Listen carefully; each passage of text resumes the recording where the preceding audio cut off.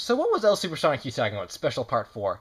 Well, amongst these guys here that I talked about, there were a couple more that I wanted to show off that I think are kind of rarities in their own aspect.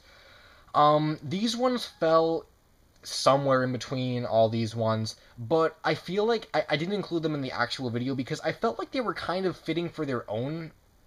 They were fitting for their own reasons, and again, it really wouldn't have gone with what I was talking about here. Um, I'm gonna show the one that I think I made first, and like I said, these were rarities for that reason. This one was my Sonic Adventure 1 Sonic, and well, the first reason why I didn't include this one in the actual video, but I still wanted to show it off, is because I tried something different with the style in this one. I purposely made it two-dimensional, so if you look at it from that side, it looks kind of weird because the nose is on the side, and the spikes look really weird from this side. But I wanted to show it off because looking at it like you're supposed to look at it just from one side, it looks really good and a lot better than any other Sonics I made. I'm going to say that this Sonic went in between these two, so it would go right here. And if you guys watch the video, you know what I said about those two. So for this to go right in between those two, I find it really... it actually may have gone before them, now that I think about it. It may have gone, after the Sonic Adventure 2 one. Because I do remember going backwards and saying Sonic Adventure 2, Sonic Adventure. I know that's backwards, but whatever. So, for this to be such an old model, and like I said, comparing it with this one, it just really is obscure, which is why I didn't put it in the video, because it just looks so much better. I think I used artwork for the pose, but I think this one was kind of confusing, because I used some artwork for the head, I used some artwork for the body, and then I had to kind of put in my own kind of like detailing for the spikes and to kind of swoop them over to the side, because I think I was originally going to make this a flat model or some other kind of pose, and I couldn't do that because I couldn't get him to stand up. If you guys, I really wish I had visuals. You know that pose of Sonic on the cover of Sonic Adventure for Dreamcast? He's in that spin pose, but he's not really spinning.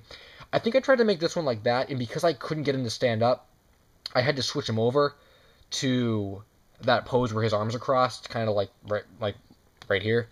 So I think in the change of that position is why he is I think why he looks so good, and why I had to change so many things, because I'm like, oh, the spikes were that way, or two-dimensional flat, can't do that, have to move them over now, or else you're not going to be able to see them.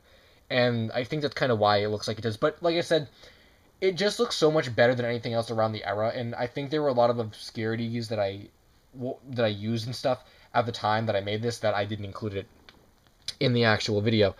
And then there was one more I wanted to talk about, and that was, if you guys remember, the set that I reviewed somewhat recently, the Sonic 1 diorama set, this Sonic. It kind of doesn't go along with any of the other Sonics I talked about. I think I'm gonna say this one probably went in between the Sonic R and Sonic the Fighter, because I know that this one, I'm gonna move these guys over. Gotta see that one. I know that these two sets were going on at the same time, Sonic R and Sonic Diorama, and I think I may have started this one first, or if not, then it went after it like that. I don't know, but it went somewhere there. So, pretty much why this one was so obscure is because I wanted this to be my own type of Sonic, but at the same time, I didn't try really hard to make it look, quote-unquote, I guess, original. Because, like I said, I wanted to go for a classic Sonic, but this Sonic isn't really classic because he has 6 spikes.